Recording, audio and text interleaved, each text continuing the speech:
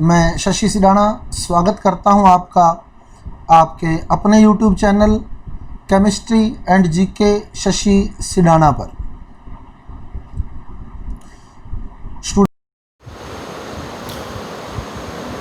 Students, topic जो हम discuss कर रहे थे केसी के मान की गणना। फिर बता दूं आपको, केसी जो है वो किसी भी कॉम्पिटिटिव एग्ज़ाम के लिए बहुत ही महत्वपूर्ण टॉपिक है। चाहे वो जट का एग्ज़ाम हो, चाहे वो आईसीएआर का एग्ज़ाम हो, चाहे वो आपकी नीट परीक्षा हो, चाहे RPSC second grade exam, lecturer exam आप लोग देने जा रहे हैं, तो केसी की वैल्यू जो है वो बहुत ही इम्पोर्टेंट टॉपिक है आपके लिए।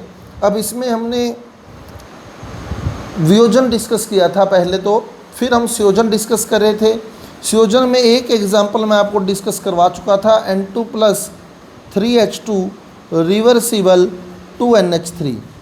तो ये एक एग्जाम्पल मैं आपको डिस्कस करवा चुका था।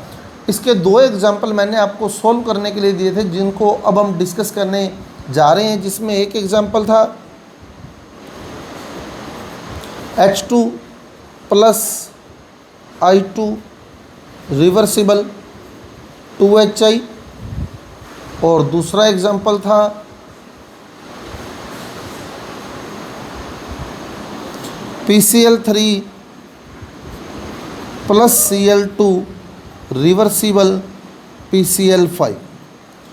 तो ये संयोजन के दो एग्जाम्पल हमने डिस्कस करने थे, H2+I2 2HI और PCl3+Cl2 PCl5। तो पहले भी आपको बताया केसी क्या होता है, उत्पादों की सांद्रता बट्टे अभिकारकों की सांद्रता। तो इनके प्रारंभिक मोल एक शुरू में उत्पाद कितने होते हैं 0, ये भी एक उत्पाद शुरू में 0, क्योंकि ये 1 मोल है, ये 1 मोल है, तो एक ही मानना है। ये 1 है, ये 1 है, तो एक ही मानना है। अब मैं बता दूं आपको, इसको डिस्कस करने के बाद कल जो वीडियो मैं अपलोड करूंगा, हालांकि इसको डिस्कस करने के बाद हम इस वीडियो में एक टॉपिक और डिस्कस करेंगे, दो अभिक्रियाओं के केसी के मान की तुलना। दो अभिक्रियाओं के समय स्थिरांक की तुलना कैसे करते हैं, उनमें कैसे संबंध निकालते हैं, वो क्वेश्चन भी पेपर में आ जाता है कई बार। तो उसको इसके बाद हम लोग डिस्कस करेंगे। और फिर कल जो मैं केसी का वीडियो अपलोड करूँगा, उसमें आप ये इक्वेशन पढ़ते ही केसी का डायरेक्ट आंसर लिख देंगे। तो वो बहुत ही शॉर्ट ट्रिक होगी आपके लिए, तुरंत आप लोग केसी का मान सोल्व कर देंगे। अभी पूरा डिटेल से ही देख रहे हैं हम एक बार। 1 मोल, ये 0 मोल, फिर ये 1 - x, ये 1 - x, और ये 2 मोल हैं तो ये 2x। फिर आयतन v लीटर है तो ये 1 - x/v, ये 1 - x/v, ये 2x/v। ये सांद्रता बन गई मोल प्रति लीटर। मोल प्रति लीटर सांद्रता बन गई। अब केसी का सूत्र क्या होता है, केसी बराबर उत्पादों की सांद्रता बटे अभिकारकों की सांद्रता। तो केसी बराबर उत्पाद है यहाँ 2HI, तो ये बनेगा HI की सांद्रता की स्क्वायर, अभिकारक हैं H2 और I2, तो यहाँ बनेगा H2 की सांद्रता इंटू I2 की सांद्रता।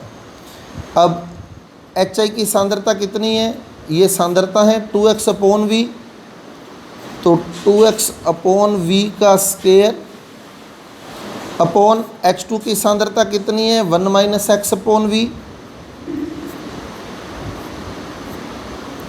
1 - x/v। I2 की सांद्रता भी 1 - x/v।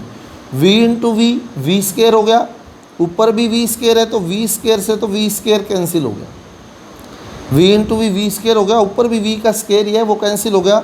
अब ब्रैकेट ओपन कर लें तो केसी बराबर 2 की स्क्वायर 4, x की square x square upon 1 - x की होल स्क्वायर। ये आपके पास केसी का आंसर आ गया इसके संयोजन के लिए, हाइड्रोजन आयोडाइड के निर्माण के लिए। अब PCl3 वाली रिएक्शन देखें हम लोग, तो प्रारंभ में मोल हमने लिए 1, ये 0, फिर ये 1 - x, ये 1 - x, ये x। फिर आयतन v लीटर है तो सांद्रता 1 - x/v, 1 minus x upon v x upon v. ये मैं कैसे लिख रहा हूँ वो भी मैं बता दूँ आपको। तो जिन्होंने पिछला वीडियो नहीं देखा है, पहले मैं पूरा क्लियर कर चुका हूँ आपको इसके बारे में, तो जिन्होंने पहले वाले वीडियो नहीं देखे हैं तो उनका लिंक मैंने डिस्क्रिप्शन बॉक्स में दिया है, तो वहाँ से आप, रिक्वेस्ट है कि पहले वाला वीडियो देखें, फिर आपको समझ आ जाएगा ये क्या लिख रहा हूँ मैं। तो उनमें मैं पूरा क्लियर कर चुका हूँ पीछे। तो अब केसी का मान यहाँ निकालना है अपने को। तो केसी क्या होता है? उत्पादों की सांद्रता बट्टे अभिकारकों की सांद्रता। तो उत्पाद हो गया PCl5 की सांद्रता बटे PCl3 की सांद्रता इंटू Cl2 की सांद्रता।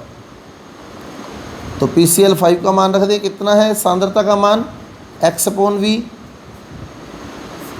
PCl3 की सांद्रता का मान 1 माइनस एक्स अपॉन वी। और Cl2 की सांद्रता का मान 1 माइनस एक्स अपॉन वी। अब एक v से एक v कैंसिल हो गया, एक v ऊपर चला जाएगा, तो Kc बराबर क्या बनेगा? यहाँ x, v ऊपर आ गया तो x into v upon 1 minus x into 1 minus x, 1 minus x का होल स्क्वायर। तो ये हमारे पास PCl5 के निर्माण का Kc समय स्थिरांक सोल्व हो चुका है। अब हम दो अभिक्रियाओं की Kc की तुलना कैसे करते हैं उसको समझेंगे कि दो अभिक्रियाएं हमारे को दी होती हैं और उनका Kc कैसे कंपैरिजन किया जाता है। तो ये क्वेश्चन भी एग्ज़ाम में बहुत बार आया हुआ है जो अब हम डिस्कस करने वाले हैं। तो क्वेश्चन क्या था पहले वो बता दूं आपको। इक्वेशन 1 दी थी आपको N2 plus O2 reversible 2NO।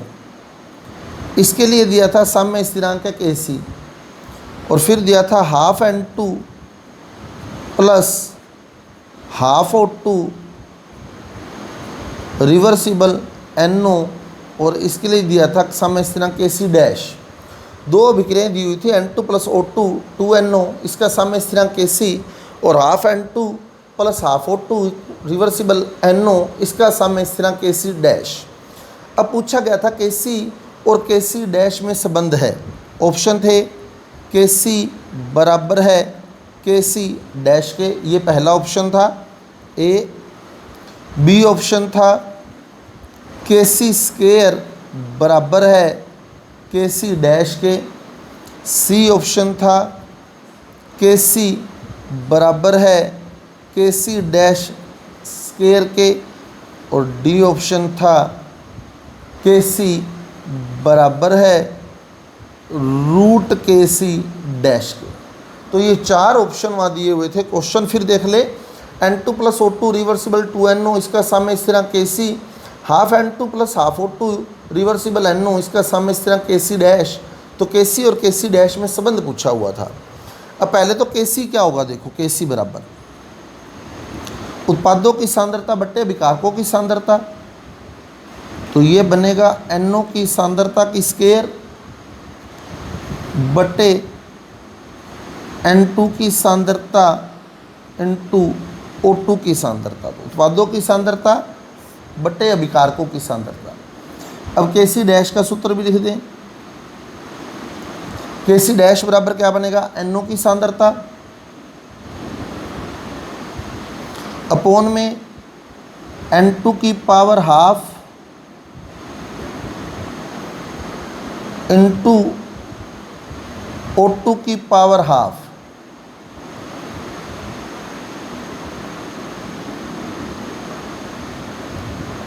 तो ये Kc का सूत्र लिख दिया मैंने, ये Kc डैश का सूत्र लिख दिया। अब आप देखें Kc डैश में है NO है और Kc में है NO स्क्वायर। तो Kc डैश का वर्ग करने पर, Kc डैश का वर्ग करो तो Kc डैश की स्क्वायर, वर्ग कर रहा हूँ इसका, सारी का स्क्वायर हो जाएगा। NO की स्क्वायर, N2 की पावर हाफ है, जब स्क्वायर करेंगे तो यहाँ N2 2 आएगा, तो 2 से 2 कट जाएगा, तो ये रह जाएगा N2 की पावर 1, और यहाँ O2 की पावर हाफ है इसके भी मल्टीप्लाई में 2 आएगा, फिर 2 से 2 कट जाएगा, तो ये भी रह जाएगा O2 की पावर 1। अब आप कंपैरिजन करके देखें, NO स्क्वायर इंटू N2 की सांद्रता इंटू O2 की सांद्रता, ये वैल्यू है किसकी, Kc की। तो यहाँ आप Kc लिख सकते हैं क्योंकि ये सेम टू सेम मान Kc का है, तो आप यहाँ Kc लिख दें, तो ये बन गया Kc डैश की स्क्वायर बराबर Kc। तो यानी Kc और Kc डैश में जो स्क्वायर है संबंध है, Kc बराबर Kc डैश की स्क्वायर। अब ये आपका आंसर है, देखिए जहाँ दिया हुआ है, तो ये करेक्ट आंसर है, Kc बराबर Kc डैश की स्क्वायर। तो इस तरह से हम दो इक्वेशन का Kc का संबंध भी ज्ञात कर सकते हैं। अगर आपको मेरा वीडियो अच्छा लगा है, समझ आया है, तो कृपया मेरे वीडियो को लाइक कीजिए, मेरे चैनल को सब्सक्राइब कीजिए और आगे ज़्यादा से ज़्यादा शेयर कीजिए। तो अगले वीडियो में हम मिलेंगे Kc की बहुत ही सिंपल ट्रिक के साथ। आप डायरेक्ट इक्वेशन देखेंगे और Kc की वैल्यू लिख देंगे। तो वो मेथड मेरा नेक्स्ट मेथड रहेगा जो आप तक मैं लेके आऊँगा, बहुत ही शॉर्ट मेथड। अब आज Kc और Kc डैश में संबंध हमने पढ़ा है और दो संयोजन अभिक्रियाओं के Kc की वैल्यू ज्ञात की है। आपसे फिर निवेदन करूंगा, जिन्होंने पिछला वीडियो नहीं देखा है, इसको पूरा समझने के लिए पिछला वीडियो देखें, जिनके लिंक मैंने डिस्क्रिप्शन बॉक्स में दिए हैं। तो कल मिलते हैं Kc के शॉर्ट मेथड के साथ। धन्यवाद।